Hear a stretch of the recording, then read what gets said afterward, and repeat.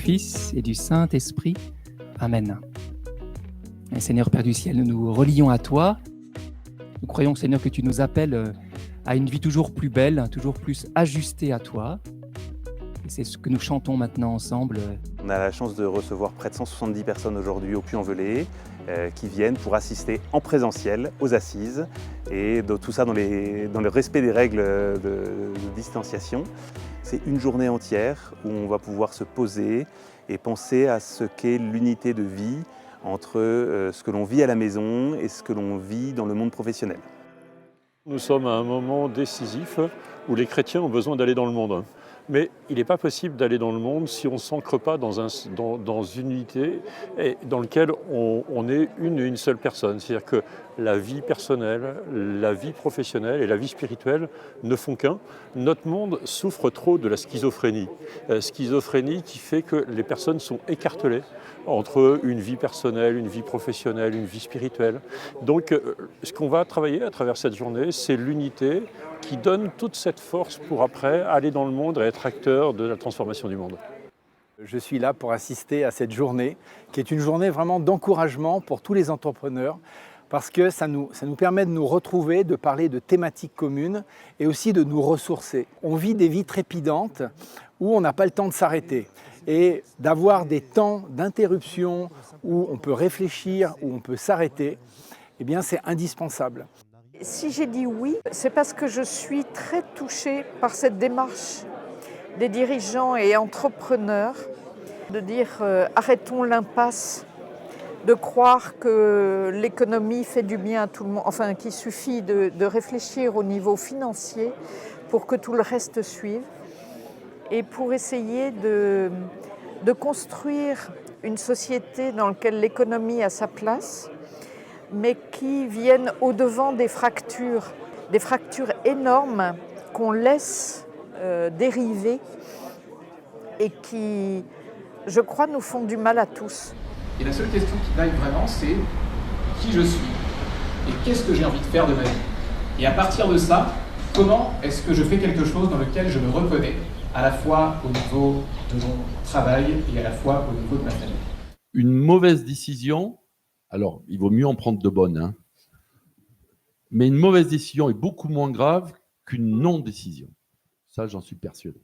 À quoi ça sert ce que je fais tous les jours? À quoi ça sert le truc que je fais 8 heures par jour? Je passe 10 heures à dormir, je passe 8 heures au boulot, il me reste 6 heures avec ma famille. Ça fait quand même pas lourd. Hein. Donc du coup, à quoi ça sert? Il faut vraiment donner un sens. Il disait, les valeurs, ça peut créer des étiquettes. Il faut que les personnes dégagent l'odeur de l'usine sans avoir à passer par la case valeurs. Attention au mot valeur qui peut conduire à un plaquage de choses. Quand les valeurs prennent le dessus sur la réalité, ça peut devenir une doctrine. C'est dangereux et source de conflit, de manque de respect de l'autre. Car vous voyez les choses en fonction d'un éclairage qui n'est pas le vrai.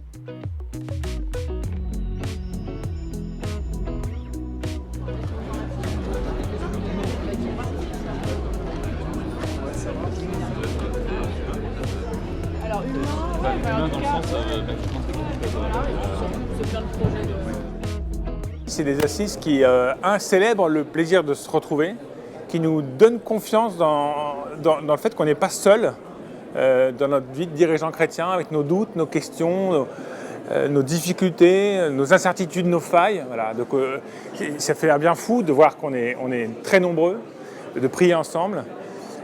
Et puis, on veut donner aux gens des clés de lecture et des clés d'inspiration. D'où ces témoins qui viennent nous parler de ce qu'ils sont, de ce qu'ils vivent.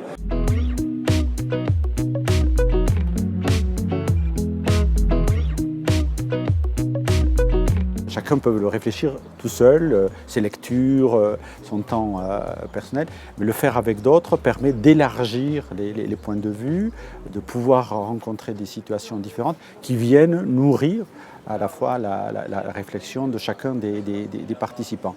Enfin, il y a un côté aussi, et d'où l'importance de la rencontre en présentiel, c'est-à-dire à un moment donné la convivialité qui est importante au mouvement. On ne fonctionnalise pas, je veux dire, c'est pas un rendez-vous rentable, mais c'est un rendez-vous gratuit que permet ainsi une journée d'assises, se retrouver ici au Puy dans un très beau cadre et de le faire en étant chacun venu de son lieu de vie et de rencontrer la grande diversité des membres des EDC.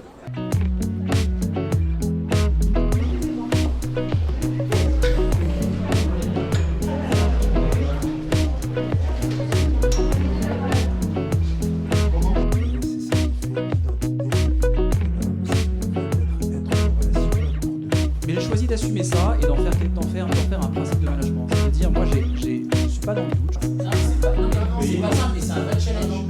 Pour moi, il y a une composante dont on ne parle pas, c'est que avoir du temps de prière dans sa vie, c'est pas forcément quelque chose de simple. J'ai rejoint en 2016, toujours à titre bénévole extra-professionnel, en fait, un projet qui s'appelle Territoire Zéro Chômage. Journée magnifique avec des personnes engagées qui témoignent de leur foi, sont inspirants, avec beaucoup d'humilité, incarnés, donc vraiment dans le concret. Très riche. Il y en a un programme pour les 10 ans à venir. Là. Il y en a pour beaucoup appris et beaucoup de choses à mûrir. Et je retiendrai que j'ai été très émue par un certain nombre de témoignages du matin. Et je crois que c'est cette vibration et cette résonance et cette émotion qui fait que quelque part ça nous parle et on est mis en mouvement et mis en action. Dans l'unité, on veut quelquefois, et surtout peut-être pour les dirigeants chrétiens, c'est peut-être une question d'accepter, d'accueillir. Et dans ce premier temps, donc l'unité qu'elle soit personnelle ou qu'elle soit dans la diversité des églises, l'important c'est d'accueillir ce que Dieu donne. Et l'unité, elle est d'abord donnée par Dieu. Et même si entre églises on ne le vit pas toujours, en fait, on n'a pas à la construire ni à la faire, elle est donnée.